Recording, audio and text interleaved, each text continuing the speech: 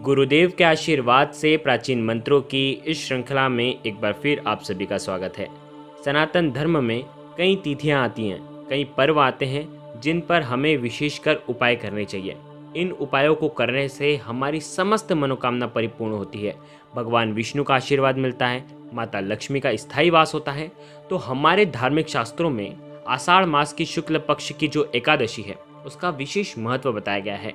आज के दिन ऐसा माना जाता है कि भगवान श्री हरि विष्णु इस तिथि से लेकर देव उठनी एकादशी तक 4 मास के लिए योग निद्रा में लीन हो जाते हैं।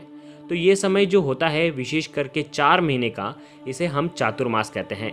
इन 4 महीने के अंदर किसी भी प्रकार के कोई भी मांगलिक कार्य नहीं किए जाते, कोई भी शुभ कार्य नहीं किए जाते, जैसे विवाह, मुंडन, गृह प्रवेश। इस तरीके के जो सनातन धर्म में मांगलिक कार्य बताए गए हैं वो वर्जित होते हैं।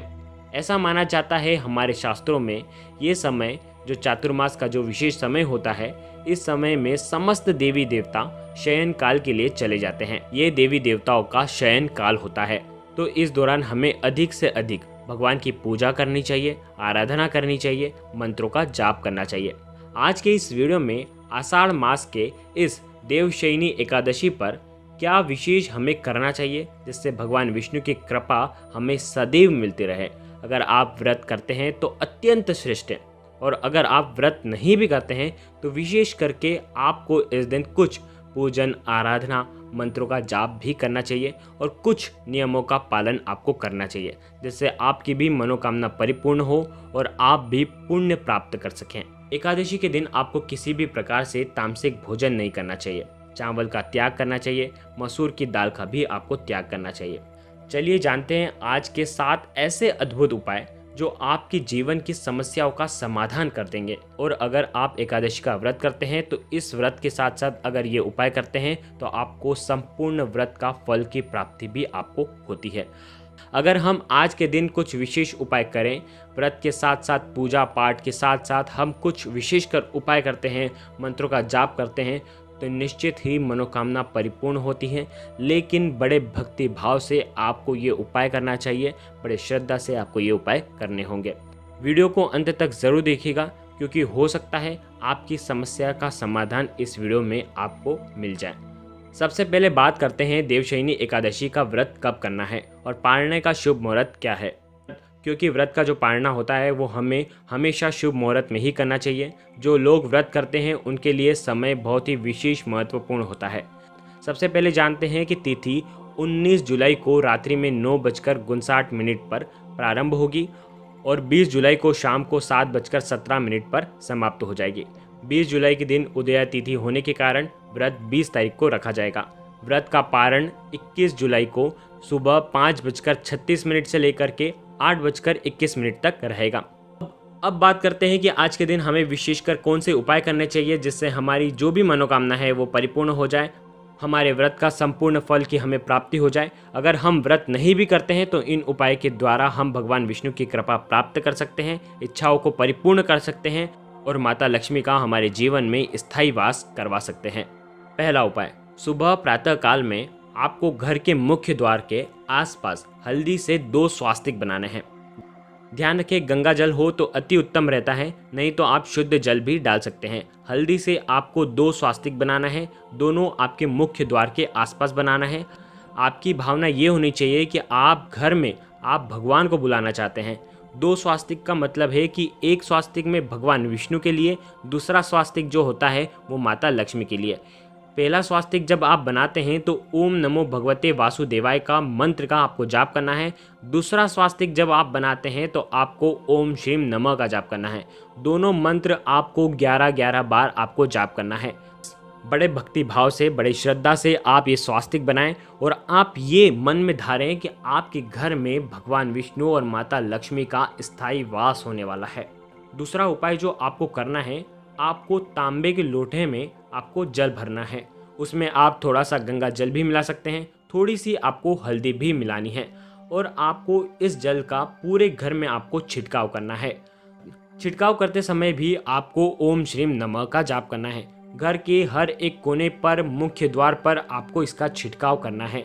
आप ये मन में धारें कि आपके घर में माता लक्ष्मी आने वाली है तो आप अपने घर को पवित्र कर रहे हैं, शुद्ध कर रहे हैं। मन में ये भावना रखिए। तो इसी भावना के साथ श्री हरि विष्णु सहित माता लक्ष्मी आपके घर में स्थायी रूप से वास करेंगे। तीसरा उपाय जो है वो मंत्र का जाप है। भगवान विष्णु के मंत्र का आपको जाप करना है। ओम नमो भगवते वासुदेवाय मंत्र का 108 बार जाप करना है। साथ ही साथ घर में सुख समृद्धि आती है, धन का आगमन होता है, श्री हरि विष्णु और माता लक्ष्मी का स्थायी वास होता है। अगर आप ओम श्रीम नमः का भी इस दिन जाप कर पाएं तो आपको करना चाहिए। कम से कम 108 बार आपको जाप करना चाहिए। बीज मंत्र से युक्त माता लक्ष्मी का ये मंत्र है। इस मंत्र से भी निश्चित आपके घर में लक्ष्मी जी का आगमन होगा। चौथा उपाय जो है वो है भगवान विष्णु के मंदिर में जा करके आपको पीला झंडा उन्हें अर्पित करना है।